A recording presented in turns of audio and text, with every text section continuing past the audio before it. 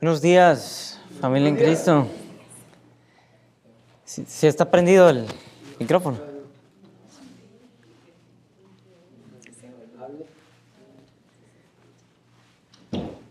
Bueno, mi nombre es Cristóbal Méndez. Para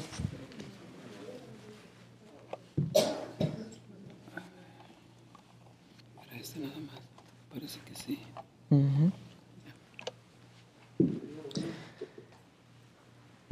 Y doy gracias a Dios por el privilegio de abrir su palabra delante de ustedes esta mañana, tarde.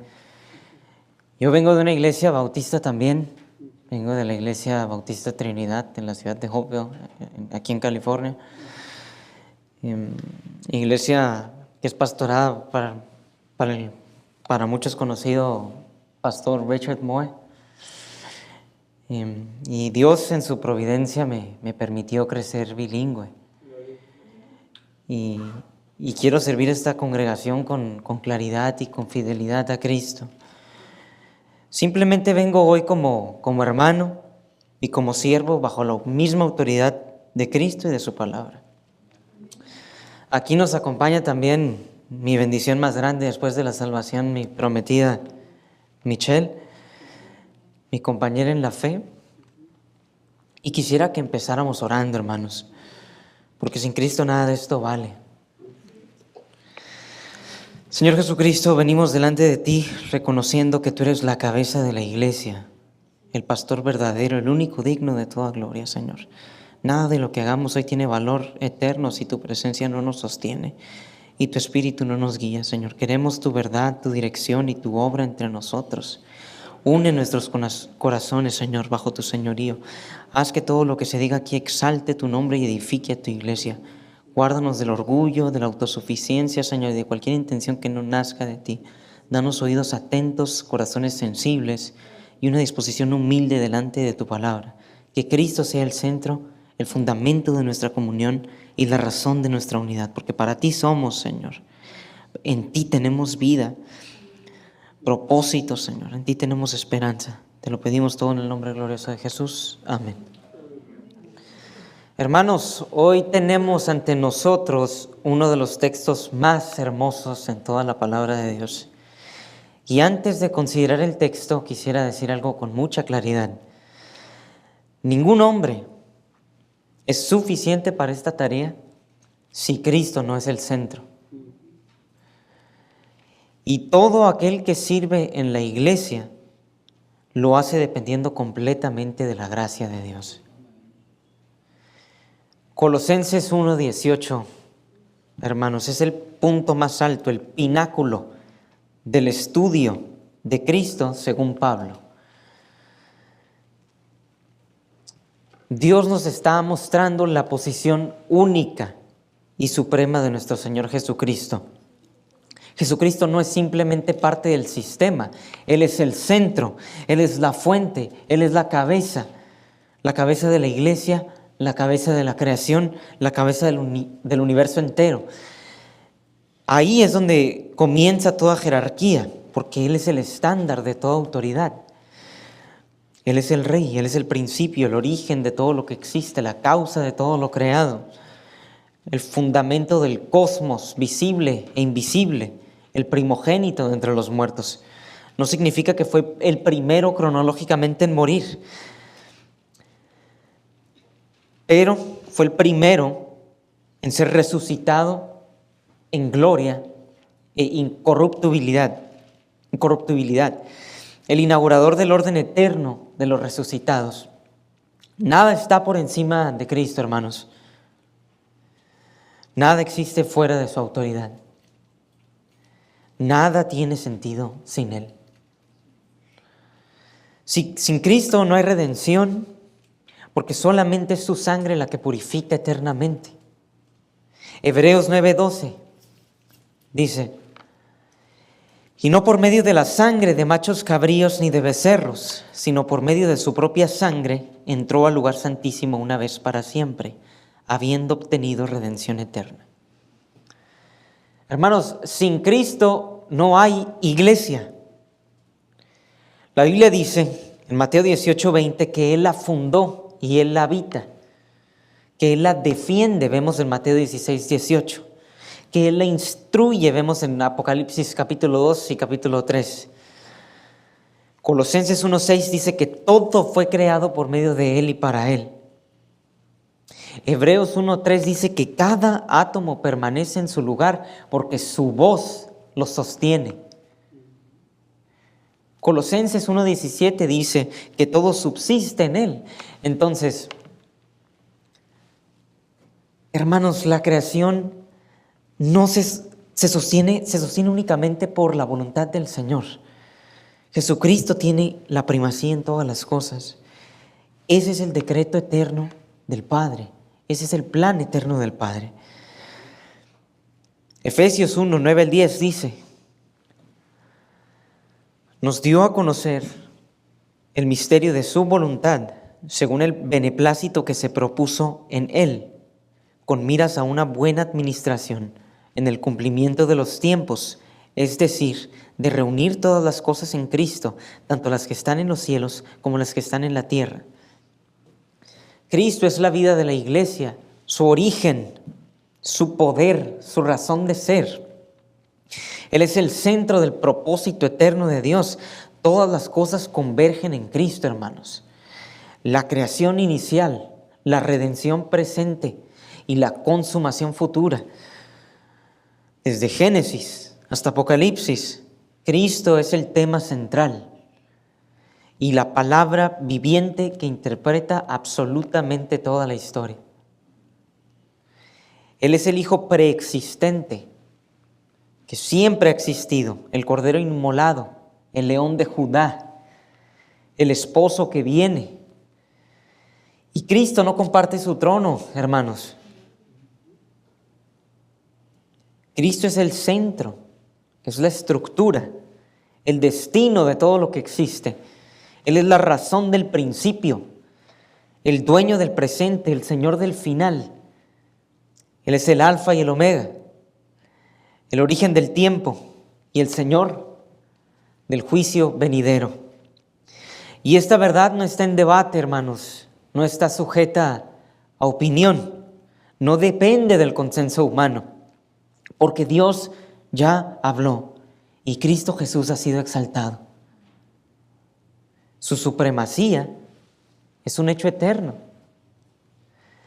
Y si negamos esto, negamos al Padre que lo coronó con gloria y honor en Filipenses 2, versículos 9-12. Negar esto es perder el alma. Hermanos, el contexto siempre es necesario y para poder entender Colosenses 1:18 debemos saber que Pablo escribe con bastante urgencia. Pablo fue un hombre que defendió la verdad de Cristo hasta la muerte. La iglesia de Colosas estaba siendo afectada por una desviación concreta. Mezclaban filosofía, mezclaban misticismo judío y otras prácticas que añadían requisitos espirituales a la suficiencia de Cristo. Promovían la observancia de los días, dietas, visiones y una supuesta mediación angelical.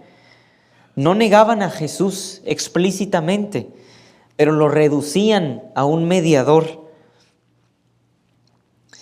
dentro de una cadena espiritual grande que era muy amplia. Pero al hacer eso, el problema de hacer eso es que ellos negaban su supremacía. Negaban que fuera un redentor suficiente. Pablo escribe esta epístola a los colosenses alrededor del año 60 al 62 después de Cristo, desde prisión. En este verso, Pablo refuta a los colosenses y la finalidad de esta refutación es restaurar la primacía, la supremacía absoluta del Hijo en la iglesia y en la creación. Entonces Pablo defiende la revelación plena de Dios en Cristo y la suficiencia total de su obra frente a cualquier sistema que intente añadir mediadores, que intente añadir rituales, que intente añadir experiencias como complemento necesario para la salvación. Y nosotros sabemos, hermanos, que cualquier práctica religiosa que remueve a Cristo del centro es enemiga de la verdad. Aunque suene y parezca espiritual, no basta mencionar a Cristo. Hay que confesarlo como Pablo lo hace, suficiente y supremo. Porque Pablo no razona desde la lógica humana, ni construye una apologética filosófica. Su único fundamento es la revelación divina. Y Pablo proclama la verdad porque la verdad siempre es suficiente. Y la única forma de resistir el error es proclamar con claridad la gloria del Hijo de Dios. La defensa contra el error es la proclamación clara del Cristo verdadero. O Cristo es el centro, o algo más tomará su lugar. Y en Colosenses 1:18, Pablo establece esa supremacía total de Cristo. Él exige ese reconocimiento de supremacía, no parcial, no compartida, no negociable. Dice que su supremacía es exclusiva. Pablo presenta a Cristo entronizado sobre todo poder, sobre todo nombre, sobre todo lo creado. Cristo es todo, Cristo está sobre todo. Leamos el versículo, hermanos. Él también es la cabeza del cuerpo, que es la iglesia. Y Él es el principio, el primogénito de entre los muertos, para que Él tenga en todo la primacía. Debemos examinar cada parte de este verso con precisión, porque cada palabra está cargada de doctrina. El versículo empieza con la frase, Él también es la cabeza del cuerpo, que es la iglesia. Entonces Pablo aquí lo que está haciendo es describiendo la estructura verdadera de la iglesia y la posición suprema que tiene Cristo dentro de la iglesia. Porque cabeza, el término, une dos dimensiones. La primera es fuente. La primera es autoridad y la segunda es fuente. Entonces Cristo como cabeza no solamente es el que manda, sino Él también es el que sustenta. Él es quien sustenta. No solamente es el gobernante, sino que Él también es el dador de la vida, el que capacita, el que dirige. Cabeza quiere decir gobierno supremo, quiere decir el sustento, el destino del cuerpo. Así como ningún cuerpo existe sin cabeza, ninguna iglesia existe sin Cristo. Él es la sustancia que mantiene unida al cuerpo. Cristo es el punto que sostiene, la fuente que alimenta. Cristo es quien define cada operación dentro de su cuerpo espiritual, que es la iglesia. Y ni una sola organización religiosa puede asumir ese rol. Porque solamente Cristo es la cabeza viva. En el estudio de la iglesia en el Nuevo Testamento, la cabeza define si una comunidad es realmente una iglesia. Una congregación que no está en Cristo no es iglesia. Puede parecerlo, pero está muerta. Puede tener estructura, pero le falta vida. Puede tener miembros, pero le falta el espíritu. Cristo es el centro del gobierno. Toda autoridad legítima dentro de la iglesia debe provenir de Cristo como cabeza. Ningún liderazgo, por más eficiente que sea, es válido si no está bajo el mando del Señor. La iglesia no se gobierna por mayoría, no se sostiene por consenso, no se funda por tradición, es gobernada por Cristo. Una congregación que no se somete a la voluntad revelada del Señor está en rebelión aunque aparente éxito. Porque una iglesia que no está en sintonía con Cristo, con su cabeza, ya no actúa como cuerpo. Y Cristo es la fuente de la vida. Si la vida no fluye de Cristo, está desconectada de la fuente. Cristo es la causa de la vida espiritual de los redimidos. Si la iglesia no vive de Cristo, se muere. Todo movimiento legítimo que hay dentro del cuerpo de Cristo se debe originar de su dirección. Cristo es el Señor resucitado y exaltado, hermanos, sentado a la diestra del Padre, gobernando su iglesia desde el cielo por medio de su Espíritu y su palabra. Él define la misión de la iglesia. Él define su doctrina. Él disciplina a sus miembros. Él establece sus límites. Él traza su rumbo. No hay iglesia si no hay sumisión al Señor.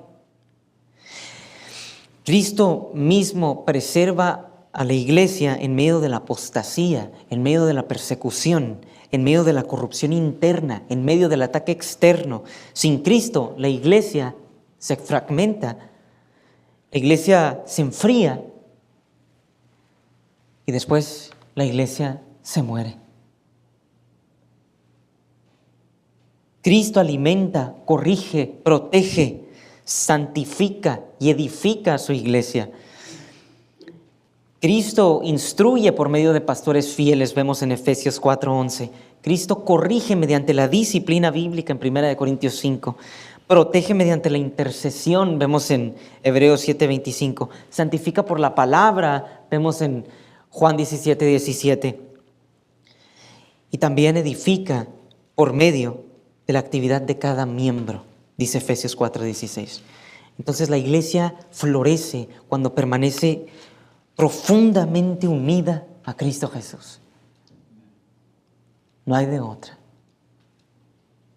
Porque una iglesia puede tener lenguaje cristiano y puede tener actividad religiosa, pero si no se somete a su palabra, se desconecta de la cabeza.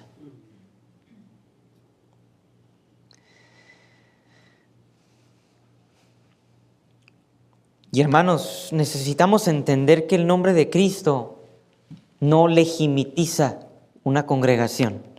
La sumisión a Cristo sí. Una iglesia que no está sometida a Cristo puede funcionar exteriormente, pero espiritualmente está muerta.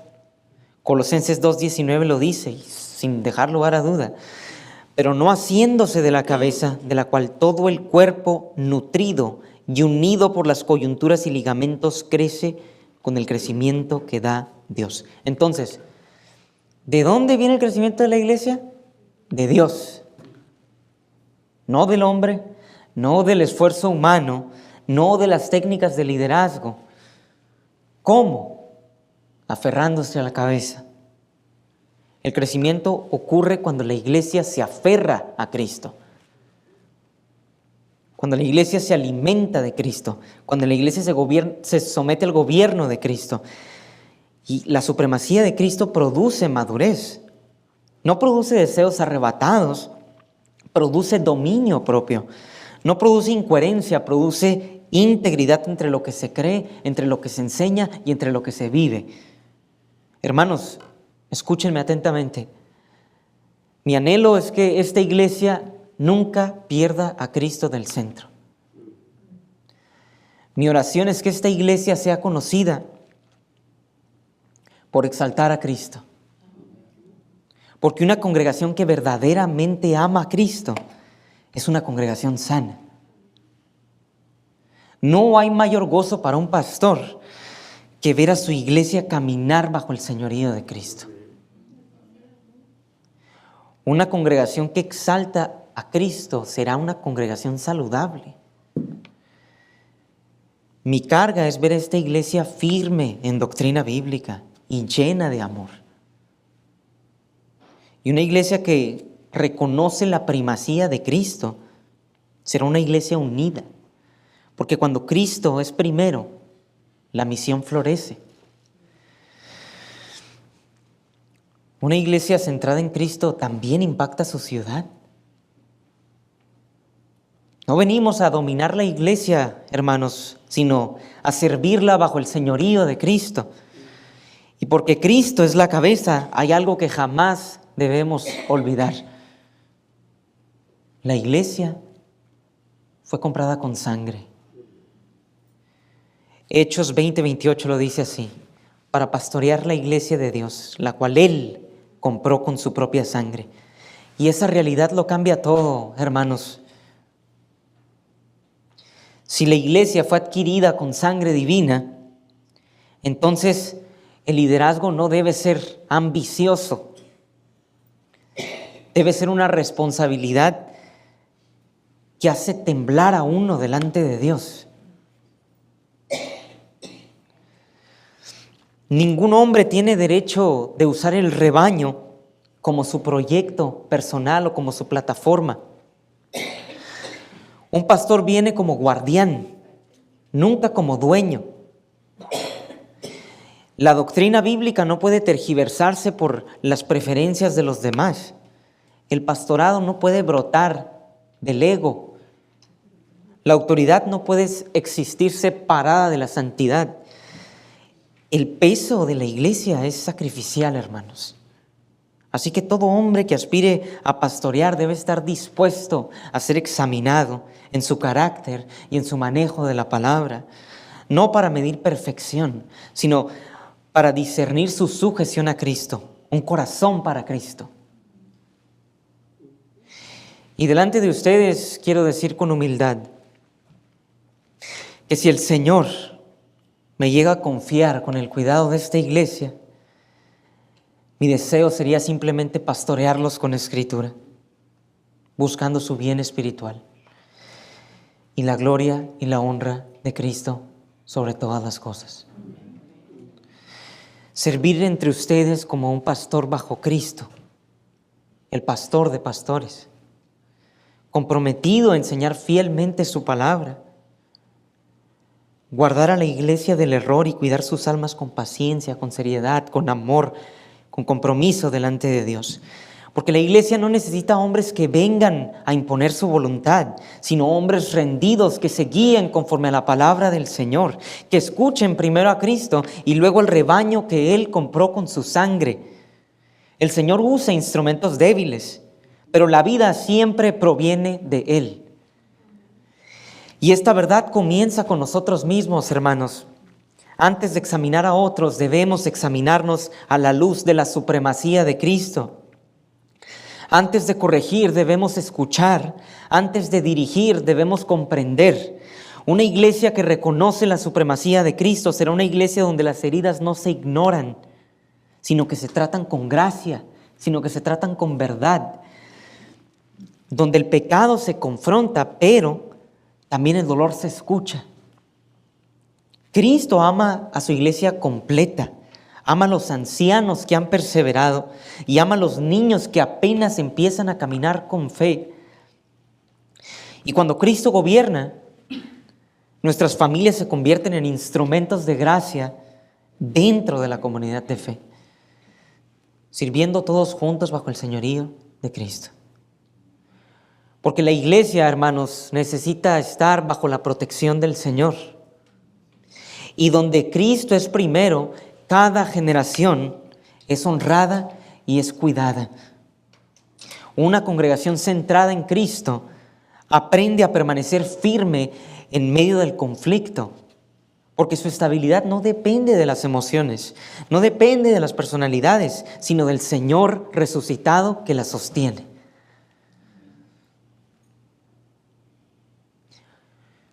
Porque el rebaño le pertenece a Cristo, no a nosotros. Cuando Cristo es primero, también nos hace humildes, enseñables, dispuestos a escuchar. Cuando Cristo es primero, todo lo demás se encuentra a su lugar correcto, hermanos. Cuando Cristo tiene la primacía, también moldea el carácter de los que sirven en su iglesia. Nos hace firmes en doctrina, pero suaves en espíritu. Nos da convicciones profundas, pero corazones enseñables. La supremacía de Cristo no produce arrogancia, produce humildad. No produce control humano, produce dependencia del Espíritu Santo.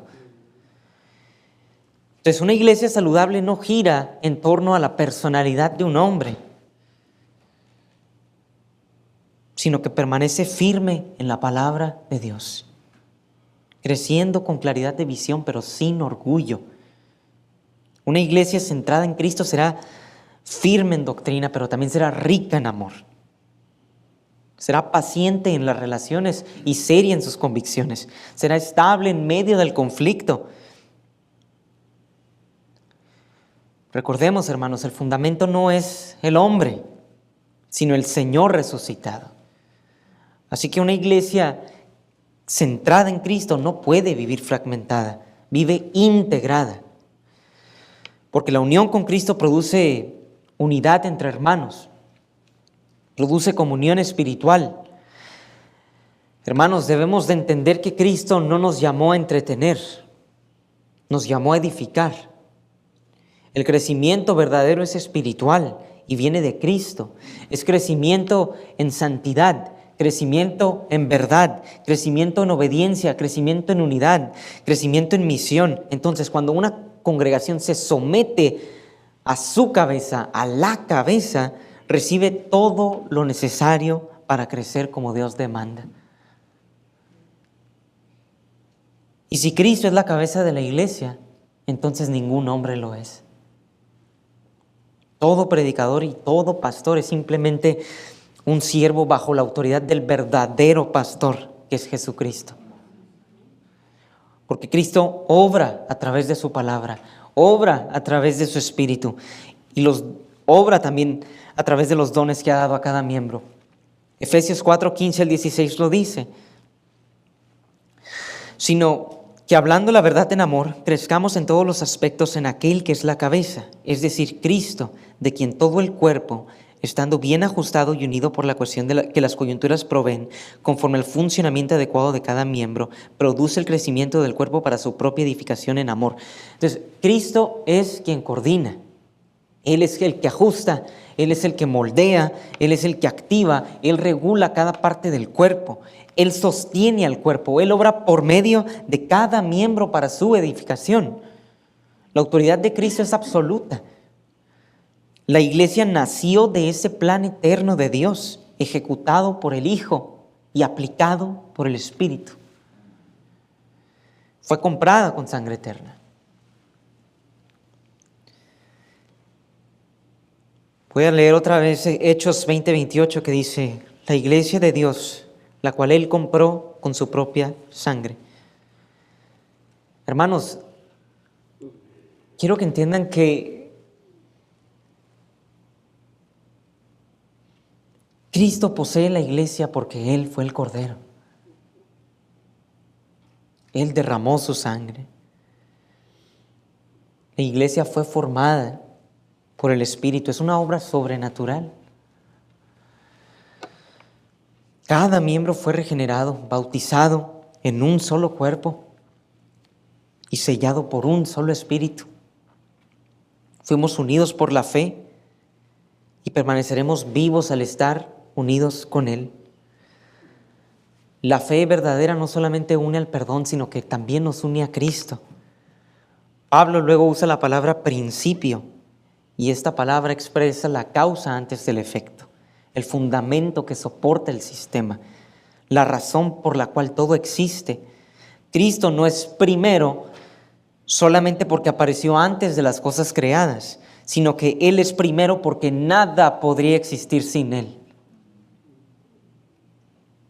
Es hermoso, hermanos.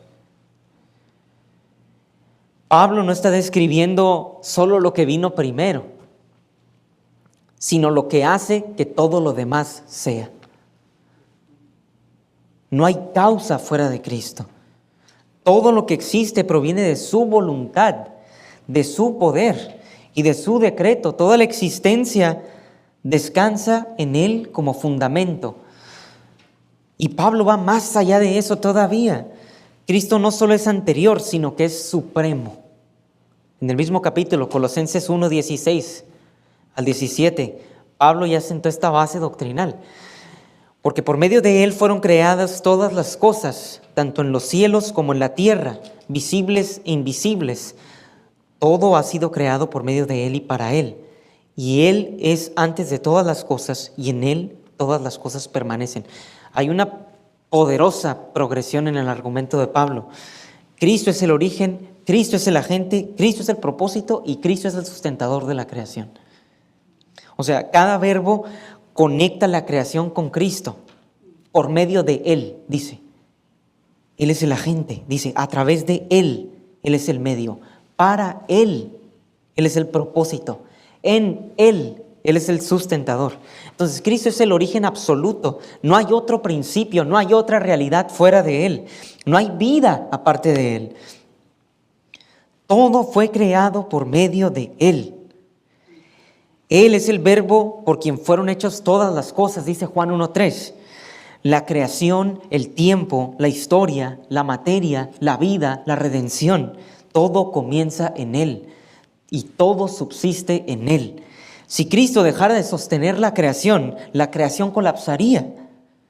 La existencia no es autosuficiente. Las leyes naturales no son autónomas. La materia no se sostiene unida por sí misma. Las leyes de la creación no existen por sí solas. En Él todas las cosas permanecen, dice Colosenses 1:17. Hermanos, todo lo visible se desmorona sin la intervención constante del Verbo eterno. El tiempo tiene dirección y esa dirección es gobernada desde el trono en donde Cristo está sentado. Ningún evento histórico escapa a su dominio. La existencia no es accidental, es el resultado de un diseño y ese diseño fue ejecutado por Cristo.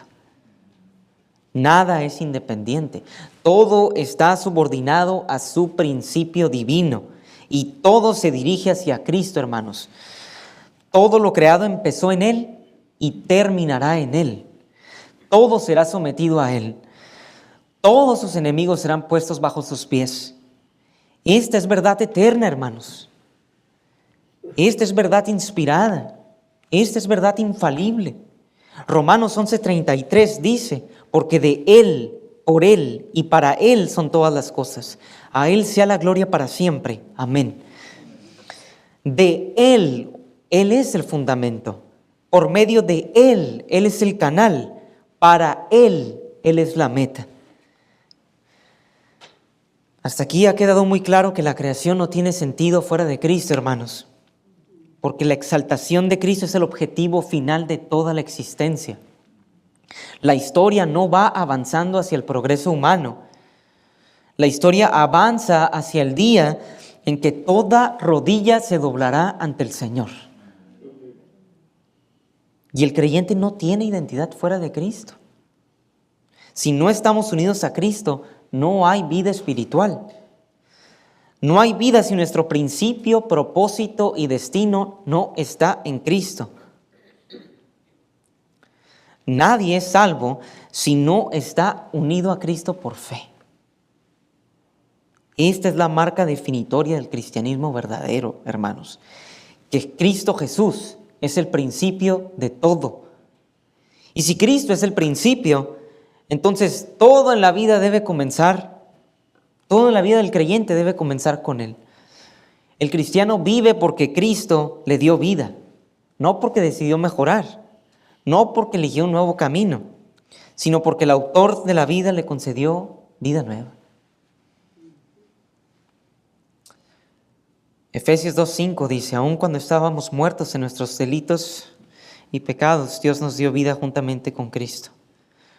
Por gracia ustedes han sido salvados.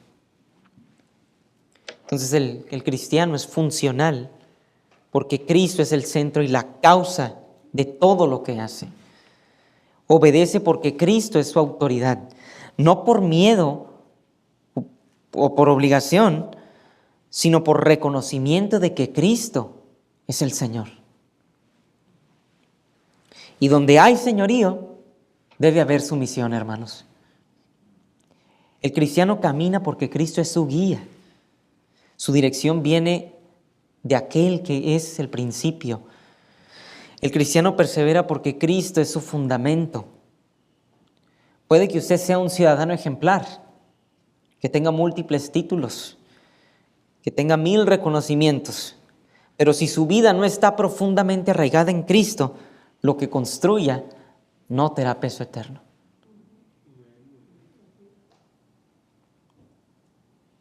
Por eso Pablo dice, 1 Corintios 2:2, pues me propuse no saber entre ustedes cosa alguna, sino a Jesucristo y este crucificado. Hermanos, no debemos distraernos con el ruido del mundo, ni con las ofertas de Satanás, ni los elogios de los hombres. No, hermanos, nuestra vida no nos pertenece. Le pertenece al Rey que sangró en la cruz por nosotros. Si algo compite con Cristo por el trono del corazón, se convierte en idolatría. Hermanos, ¿estamos dispuestos a morir? Porque los que viven para Cristo primero deben morir a sí mismos. Pablo dice, el primogénito de entre los muertos.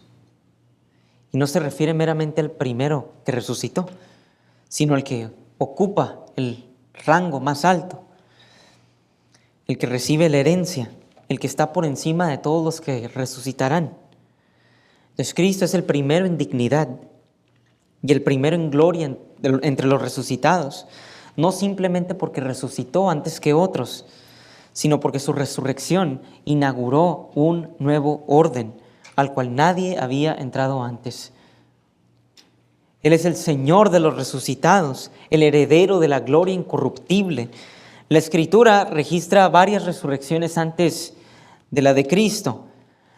El hijo de la viuda de Sarepta en 1 de Reyes 14, el hijo de la Sunamita en 2 de Reyes 4, el hombre que tocó los huesos de Eliseo en 2 de Reyes 13, la hija de Jairo en Marcos 5, el hijo de la viuda de Naín en Lucas 7 y Lázaro en Juan 11. Pero ¿saben cuál es la diferencia entre esas resurrecciones y la de Cristo? Que ninguno de ellos venció la muerte. Todos resucitaron para morir otra vez. Ninguno fue glorificado, ninguno destruyó la muerte, todos fueron reclamados de nuevo por la muerte. Solamente Cristo rompió ese ciclo. Solo Cristo resucitó con un cuerpo glorificado, con un cuerpo incorruptible y con un cuerpo eterno. Cristo fue transformado, Cristo fue glorificado y su cuerpo ya no puede morir. Ya no está sujeto al tiempo, a la corrupción o al sufrimiento. Y ese, hermanos, es el modelo de nuestra futura glorificación. Filipenses 3:21 lo establece, dice, el cual transformará el cuerpo de nuestro estado de humillación en conformidad al cuerpo de su gloria, por el ejercicio del poder que tiene aún para sujetar todas las cosas a Él mismo. Entonces Cristo resucitó como el primero de una nueva humanidad, la cabeza de una nueva creación. Y su resurrección es el comienzo del orden eterno. Los redimidos, los que hemos nacido de nuevo, vamos a ser conformados a su imagen glorificada. Eso lo leemos en Romanos 8:29. Hermanos, su resurrección es las primicias de la cosecha final. La resurrección de Cristo marca el inicio de una irrealidad inalterable. Lo que comenzó con Cristo no puede ser deshecho jamás. La muerte ya no tiene poder sobre él. Vemos en Romanos 6:9. Y porque Cristo vive, nosotros también viviremos. Esta es la prueba suprema de que la muerte ha vencido, hermanos. La muerte ha sido vencida. Su resurrección es un hecho histórico que tiene implicaciones eternas. La tumba vacía es un testimonio eterno de que el pecado ya fue conquistado, de que la justicia ya fue satisfecha y que la vida eterna está asegurada. 1 Corintios 15:20 dice, pero ahora Cristo ha resucitado de entre los muertos, primicias de los que durmieron. Primicias, dice, eso implica una garantía. El primero garantiza al resto. Si Cristo resucitó, entonces todos los que estamos con Él resucitaremos. Si Cristo fue glorificado, entonces todos los que le pertenecemos seremos glorificados con Él. Su resurrección garantiza la nuestra. Es una promesa cumplida, una herencia asegurada. La misma vida que levantó a Cristo es la misma vida que levantará a su pueblo. La misma gloria que Él recibió será compartida con los redimidos. Su victoria es el modelo, la causa y la certeza de nuestra glorificación futura, hermanos. La glorificación del creyente es una consecuencia necesaria del triunfo de Cristo. Porque Cristo resucitó, el pecado ya no tiene la última palabra. Porque Cristo vive, su pueblo vivirá. La fe descansa en esta seguridad. Sin la resurrección nuestra fe es vacía. Nuestro mensaje es falso.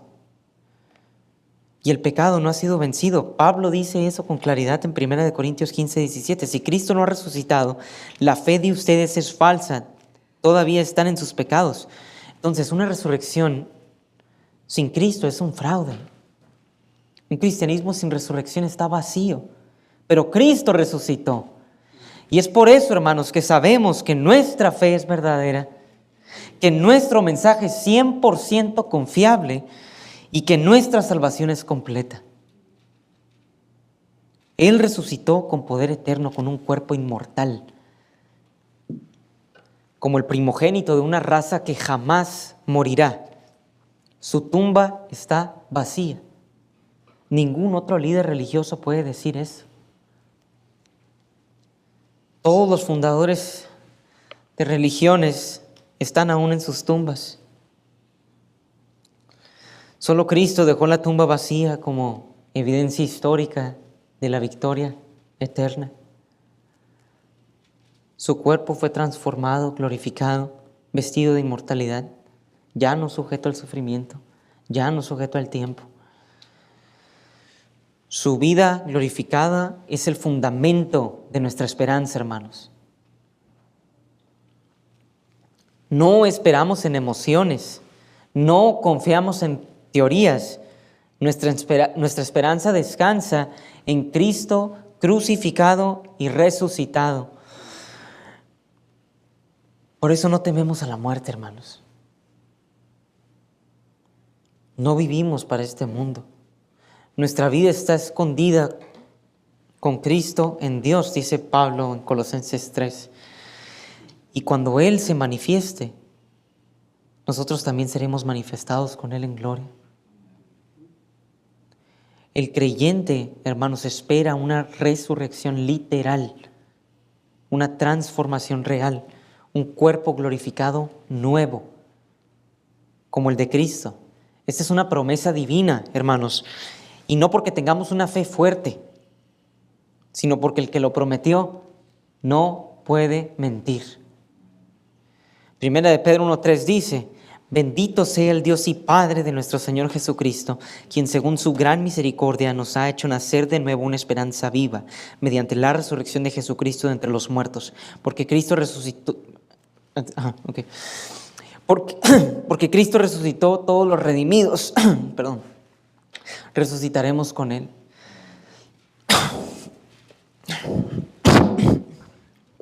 Una disculpa.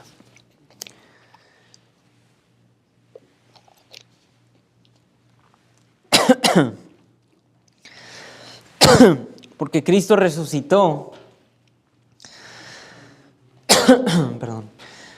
todos los redimidos resucitaremos con Él. Y para mí es muy importante que usted se grabe esto. Porque esta es la esperanza del creyente, hermanos. Esta es la verdad central del Evangelio. Esa es la razón por la que no tememos a la tumba.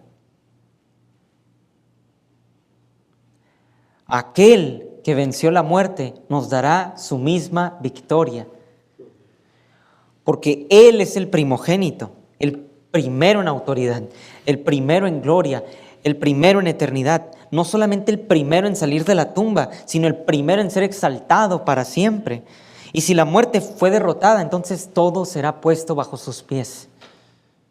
Él tiene la llave de la muerte y del Hades. Vemos en Apocalipsis 1:18. Él reina, y no solo desde el cielo, sino sobre toda la creación, incluyendo el enemigo final, la muerte. Y un día, ese enemigo será destruido para siempre, dice 1 Corintios 15:26. Pero eso será porque el primogénito ya ha vencido. Pablo después dice en el verso clave de esta mañana, Colosenses 1:18, para que Él tenga en todo la primacía. Y esta es la frase, hermanos, que une todo el argumento. Es la conclusión teológica y lógica de todo lo que Pablo ha dicho. Cristo es la cabeza de la iglesia. Cristo es el principio de todas las cosas. Y Cristo es el primogénito de entre los muertos. Y el objetivo final es que Cristo tenga la primacía en todo. Eso significa tener el rango más alto, ser el primero en estatus, estar por encima de todo y sobre todos. Pablo no está diciendo que Cristo es importante, ni que es uno entre muchos, sino que Cristo es supremo en toda esfera, en el cielo y en la tierra, en el tiempo y en la eternidad, en la creación y en la redención, en el juicio y en la salvación, en la vida y en la muerte. No hay ámbito de existencia donde Cristo no tenga el derecho de ser primero. Su supremacía no se limita al corazón del creyente, ni al culto del domingo. Abarca el universo entero, cada molécula de la realidad, cada momento de la historia. Donde exista algo, Cristo debe ser primero. El propósito de toda la historia es la exaltación universal del Señor Jesucristo. Desde el diseño del cosmos hasta la redención del pecador, todo sirve a un solo propósito eterno: que Cristo tenga la primacía en todo.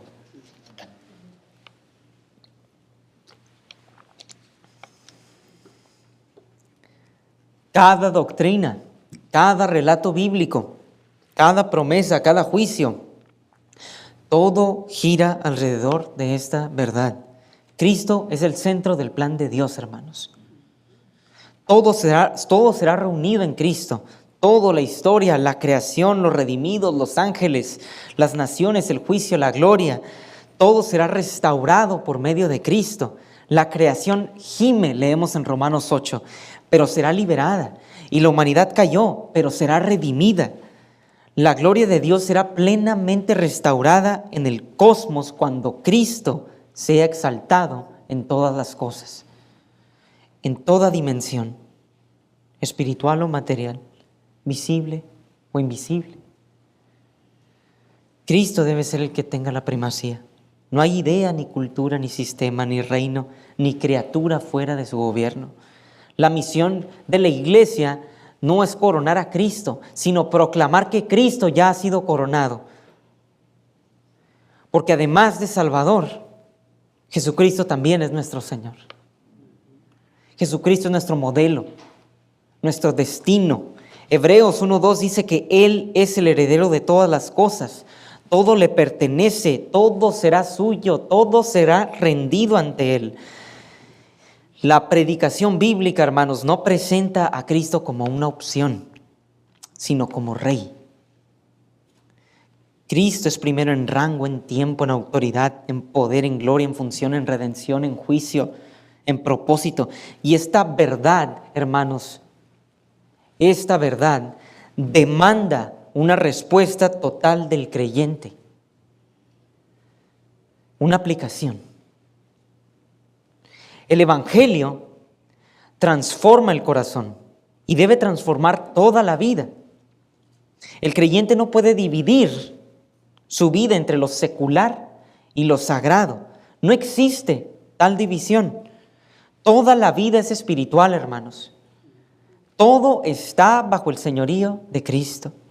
Todo lo que somos y hacemos debe estar sujeto a la primacía de Cristo en la mente, en el tiempo, en las decisiones, en el cuerpo, en las amistades, en las relaciones, en los recursos, en el sufrimiento, en la esperanza, todo.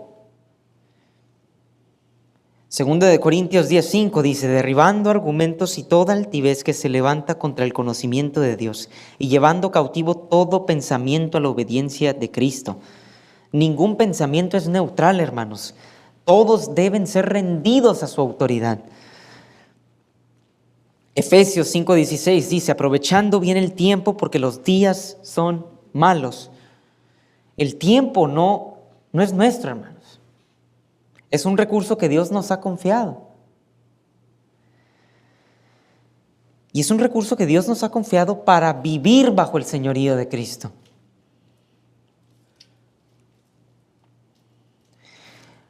Proverbios 3:6, reconócelo en todos tus caminos y Él enderezará tus sendas. En las decisiones, hermanos. No hay camino legítimo fuera de su autoridad, fuera de su dirección. Romanos 12:1, les exhorto que presenten sus cuerpos como sacrificio vivo y santo, aceptable a Dios. Incluso lo físico debe estar sujeto a su reinado. No somos nuestros, fuimos comprados por un precio. Dice 1 Corintios 6:20. En las relaciones, el capítulo 5 de Efesios, es el verso 21 al 33, muestra que toda relación, matrimonio, crianza, liderazgo, sumisión, todo eso debe reflejar la autoridad de Cristo sobre su iglesia. En el dinero y en los recursos, hermanos. Ya sea que coman, que beban o que hagan cualquier otra cosa, háganlo todo para la gloria de Dios. Dice 1 Corintios 10:31. En el llamado, el sufrimiento y la esperanza. Todo está ordenado bajo aquel que tiene la primacía. No hay cosa fuera de su control. Todo cobra sentido cuando Cristo está en su lugar legítimo. Donde Cristo no es primero hay confusión, hay desorden. Donde Él no reina, el pecado toma el trono. Donde no hay primacía de Cristo, no hay salud espiritual. En Filipenses 1:21, Pablo hace un resumen de la vida cristiana. Dice, porque para mí el vivir es Cristo y el morir es ganancia. Noten, hermanos, Pablo dice que Cristo es su vida, su razón de existir. Por eso morir es ganancia. Porque lo lleva al que ya lo es todo. Cristo es quien define la vida, Cristo es quien define la muerte. Cristo determina el propósito de vivir y la gloria de morir. Hebreos 10:39 dice, pero nosotros no somos de los que retroceden para perdición, sino de los que tienen fe para la perseveración del alma. Los que reconocen la primacía de Cristo perseveran, porque saben que toda su vida está sostenida por aquel que es primero. No parcialmente, no por conveniencia, no solamente en tiempos de necesidad, totalmente. La salvación es por gracia mediante la fe en Cristo Jesús. Y esa fe verdadera no se queda estática, se rinde a su señorío, hermanos. No basta con decir que Cristo es importante. Muchos lo dicen, muchos lo repiten, pero eso no basta. No basta afirmar que Cristo es central. Eso hay que vivirlo, hermanos. En lo cotidiano, en lo privado, en lo público, porque el Evangelio exige obediencia, exige entrega, exige sumisión, sin excusas. Cristo exige una entrega total a su supremacía. La vida cristiana no es solamente poner a Cristo por encima de todo, sino es morir al yo. Es que uno muera para que Cristo reine en todo. No puede uno servir a dos señores. No puede vivir para Cristo y para sí mismo al mismo tiempo.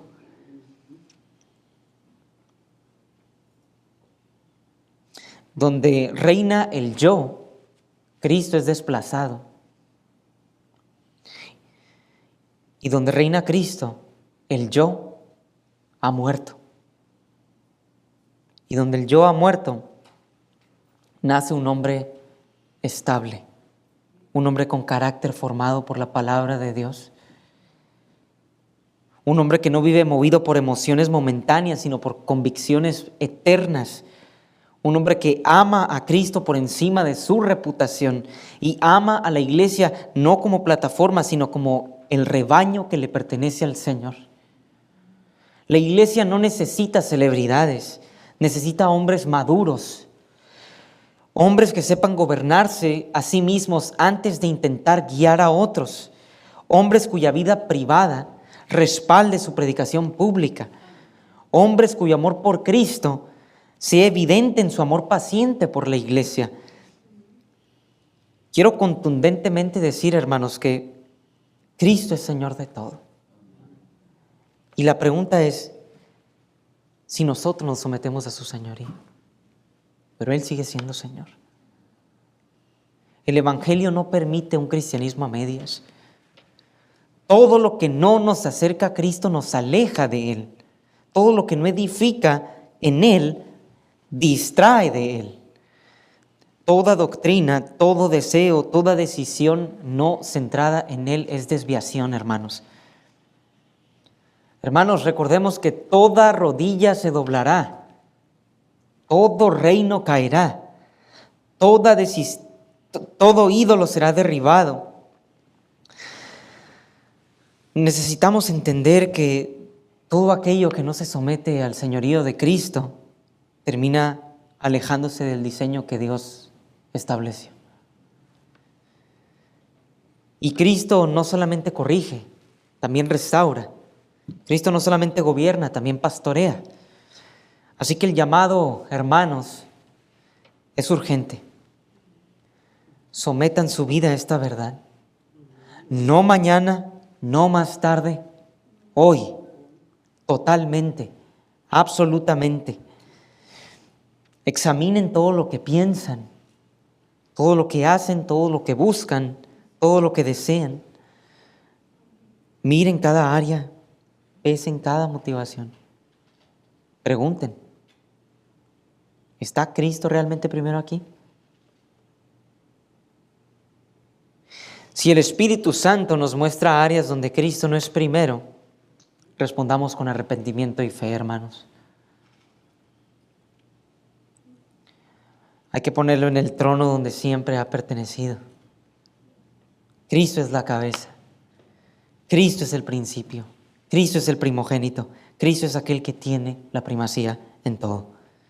Esta verdad exige respuesta, fe genuina en Cristo, arrepentimiento real y una vida rendida a su primacía. Romanos 10:9 dice que si confiesas con tu boca a Jesús por Señor y crees en tu corazón que Dios lo resucitó entre los muertos, serás salvo. Esto no es un mensaje a considerar, es una verdad a obedecer. Oremos. Señor Jesús, tú eres la cabeza viva y gloriosa de tu iglesia. Tú eres el principio eterno, Señor, el autor de nuestra fe, el primogénito que venció la muerte. Reconocemos hoy que todo comienza y termina en ti, Señor. Confesamos que sin ti nada somos, nada podemos, nada sostenemos, Señor. Haz de nosotros una iglesia profundamente arraigada en tu palabra, firme en doctrina, pero llena de gracia. Danos convicciones claras, pero también corazones humildes y enseñables, Señor. Enséñanos a escucharnos unos a otros con paciencia, a cuidar a los débiles y necesitados, Dios, a honrar a los que han perseverado por años y a guiar a las nuevas generaciones, Señor, hacia tu voluntad. Cuando haya pruebas, Señor, queremos confiar en ti. Cuando haya crecimiento, Señor, danos gratitud. Cuando haya diferencias, Señor, danos unidad bajo tu señorío. Que nunca construyamos alrededor de hombres, sino que permanezcamos cimentados en Cristo solamente, Señor. Haznos una congregación donde tu primacía no sea solo confesada, sino que sea vivida en cada decisión, en cada relación, en cada ministerio. Haznos siervos que te teman más a ti que a los hombres, que amen a tu iglesia con paciencia, que escuchen antes de hablar, que permanezcan fieles en cada temporada. Haznos siervos con carácter probado, con dominio propio, coherentes en su doctrina y en su vida. Hombres que amen a Cristo más que su propia gloria y que amen a tu iglesia con paciencia y fidelidad, Señor, porque solo tú mereces el primer lugar y solo bajo tu gobierno hay vida verdadera. En tu nombre oramos, Señor. Amén.